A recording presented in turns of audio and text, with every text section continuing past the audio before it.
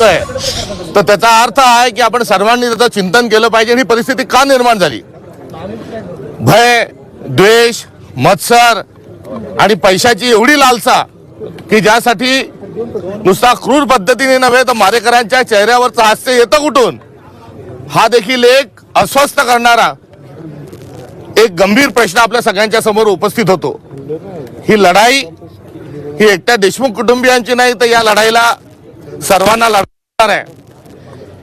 ही लढाई आतापर्यंत जी काही लढली या परिवारांनी लढली, त्यांचं जेवढं नुकसान झालं तेवढं कोणाचंही नुकसान झालं नाही। ही एका बाजूला हत्या आहे तर दुसऱ्या बाजूला ही घटना अशी भविष्यात घडता कामा नये, क्रूरता नष्ट व्हावी, जी सद्भावना लयास गेली तिचा वृद्धिंग व्हावी, हा संकल्प घेऊन जर पुढे गेलो तर संतोष देशमुख यांच्या पुढे मृतक नव्हे तर शहीद हा देखील शब्द हा लागू शकतो। त्यांचं जे बलिदान आहे या बलिदानापासून आपण काही शिकणार आहोत का? कोणत्याही हव्यासापोटी त्यांचा बळी गेलेला नाही। त्यांचा जो बळी गेलेला आहे तो एका प्रवृत्तीच्या विरोधात गेलेला आहे आणि त्या प्रवृत्तीला नष्ट करण्याचा विडा आपल्या सगळ्यांना हा उचलला पाहिजे। आज मत्स्योद्योग या ठिकाणी सुरू करण्याचे कारण आहे असं की आज आम्ही सद्भावना पदयात्रा म्हणतो आहोत। ही सद्भावना आपल्या भारताच्या DNA मध्ये आहे, ही आपल्या संविधानामध्ये आहे आणि ही सद्भावना आपल्या साधू संतांच्या अध्यात्माच्या सोबत असताना आम्हाला या विचाराचे आम्ही एक पाईक आहोत ही शुद्ध भावना आमच्या मनातली असली तरी दुसऱ्या बाजूला आपण बघतोय की घटना घडल्या दिवसापासून देशमुख कुटुंबियांचा आणि विशेष करून धनंजय देशमुख यांचा, त्यांच्या कन्येचा कुठेही तोल ढळलेला नाही। त्यांनी सातत्याने विवेकपूर्ण विचार हा आपल्या सगळ्यांच्या समोर मांडलाय। विवेकवादी म्हणून ते आपल्या सगळ्यांच्या समोर आले आहेत। त्यामुळे ज्या परिवारांनी सद्भावना जोपासली आहे ते कोणत्या धर्माला नाव देत नाही, कोणत्या जातीला नाव ठेवत नाहीये।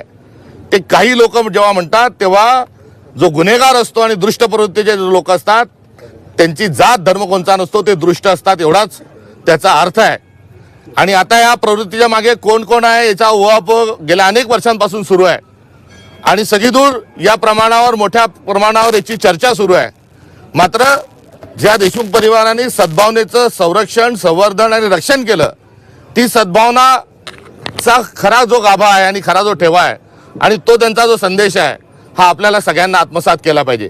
त्यामुळे याला सगळा समाज दोषी आहे एकीकडे असंही आम्ही म्हणत आहोत किंवा हे आपण सगळ्यांनी जाणून घेतलं पाहिजे। हे म्हणण्यामागचं कारण घटना रोज वेगवेगळ्या घडत आहेत आणि आपण समाज पण आपलं बधीर झालंय का इथपर्यंतचा एक प्रश्नाला वाचा फुटली पाहिजे आणि जी सद्भावना आहे ती लोकांपुढे घेऊन गेली पाहिजे। कारण आपण थोरा मोठ्यांची नावं जेव्हा घेतो, सर्व साधू संतांचे नावं घेतो, महापुरुषांचे नावं घेतो, संविधानाचे नावं घेतो, तेव्हा त्यांची शिकवण एकच आहे आपल्याला, ती म्हणजे सद्भावना, सद्भावना, सद्भावना। आणि सद्भावनाच्या विरोधात कोण आहे तर सद्भावनाच्या विरोधात फोडातोडा आणि राज्य करा नावाच्या प्रवृत्ती आहेत, द्वेष पसरवणाऱ्या प्रवृत्ती आहेत, मत्सर पसरवणाऱ्या प्रवृत्ती आहेत, जाती जाती धर्माधर्मामध्ये आपल्याला लढाई लावणाऱ्या प्रवृत्ती आहेत। आणि हा एकंदर पुन्हा जी उतरंडी समाजामध्ये जी करण्याचा प्रयत्न जो पुन्हा एकदा सुरू झालेला आहे याचाही आम्ही धिक्कार करतो। म्हणजे एकीकडे सद्भावना पदयात्रा जरी असली तरी आम्ही थेटपणाने या विकृतीच्या विरोधात आहोत आणि संस्कृतीच्या रक्षणाच्या माध्यमातून आम्ही पदयात्रा सुरू करत आहोत, एवढंच या निमित्ताने सांगतो। आणि कोणत्याही निवडणुका या अलीकडच्या काळात बऱ्याच लांब अजून निवडणुका अलीकडच्या काळात कोणत्याही निवडणुका नाही, म्हणजे शुद्ध स्वरूपात भारत जोडो ही भूमिका आमची या पदयात्रेच्या मागची आहे। मी देशमुख परिवाराचा कारण मी या समाजातला घटक आहे, मी याच महाराष्ट्रातला घटक आहे, मी या देशातलाच नागरिक आहे आणि या नागरिक असण्याच्या नात्यातून मला कुठेतरी अशा घटना महाराष्ट्रात घडतायत याबद्दल एक क्षमेचा देखील भाव या परिवाराच्या प्रती आहे की असा समाज आपण कसा निर्माण केला की जिथे क्रूर पद्धतीने हसून हसून गुन्हेगार जे आहेत ते खून करतात। याबद्दल मला या ठिकाणी या परिवाराच्या बद्दलही कुठेतरी शर्मिंदा होण्याची वेळ ही नागरिक या नात्याने, एक मानव या नात्याने आलेले आहे आणि ती माफीच्या स्वरूपात मी या परिवाराजवळ ती व्यक्त करतो।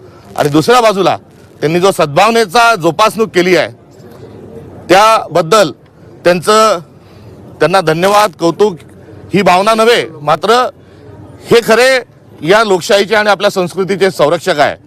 आणि या निमित्तानं या परिवाराचा जो संघर्ष आहे या संघर्षासोबत आम्ही देखील आहोत हे वेगळ्याने सांगण्याची आवश्यकता नाही.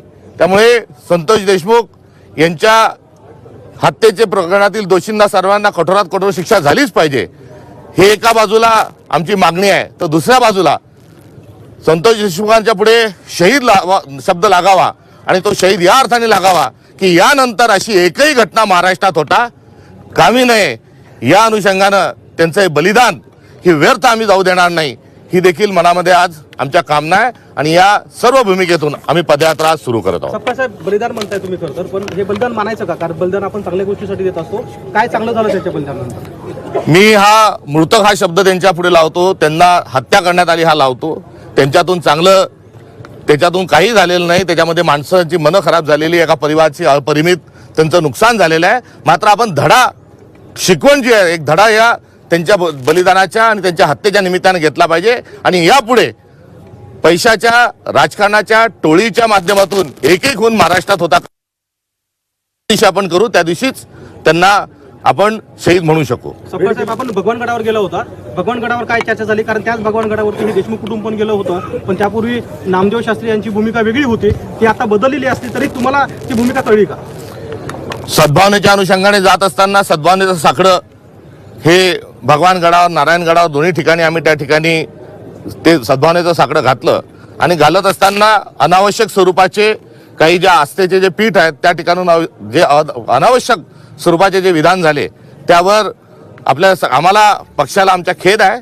मात्र त्या ठिकाणी शुद्ध स्वरूपामध्ये सद्भावनेच्या अनुषंगानं साकडं घालण्याकरताच आम्ही गेलो होतो आणि महाराष्ट्रात सर्व जाती पंथाचे लोक गुन्ह्यागोंदी नांदावेत हाच त्या ठिकाणी भेटीचा आमचा आशय होता. रोखलं गेलं असं म्हणतात, खरं त्या ठिकाणी काही चर्चा झाली अशी? काही सद्भावनेच्याच अनुषंगाने चर्चा झाली.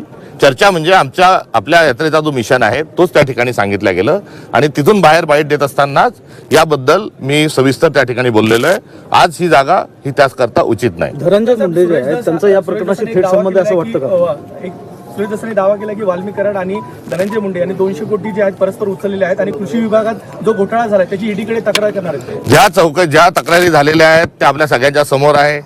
त्याच्यावर विधानसभेत चर्चा झालेली आहे. त्याच्यावर खूप मोठ्या प्रमाणावर महाराष्ट्रामध्ये प्रिंट मीडिया आणि सगळ्यांनी त्याची दखल घेतलेली आहे. त्यामुळे या पदयात्रेच्या निमित्तानं या सगळ्या चर्चेला अबाधित ठेवत असताना किंवा त्या संदर्भातली आमची राजकीय पक्ष नात्यांची भूमिका स्पष्ट असताना या ठिकाणी आम्ही केवळ सद्भावनेच्या अनुषंगाने या ठिकाणी आलेलो आहे आणि ही सद्भावना ज्या परिवाराच्या अंगणातून आज आम्ही हा सद्भावनेचा संदेश घेऊन जात आहोत त्यांनी जो सद्भावना त्यांच्या मनात ठेवली ती सद्भावना महाराष्ट्रातल्या प्रत्येक मनात असली पाहिजे हा या ठिकाणी पदयात्रेचा आमचा हेतू आहे. आपण जर बघितलं तर बीड जिल्ह्यात गेल्या काही दिवसात वारंवार वेगवेगळ्या गुन्हेगारी स्वरूपाच्या घटना घडतायत. राज्यात देखील अशाच स्वरूपाच्या घटना घडतायत आणि कायदा आणि सुव्यवस्थेचा प्रश्न निर्माण होतोय. या सगळ्याला गृहमंत्री जबाबदार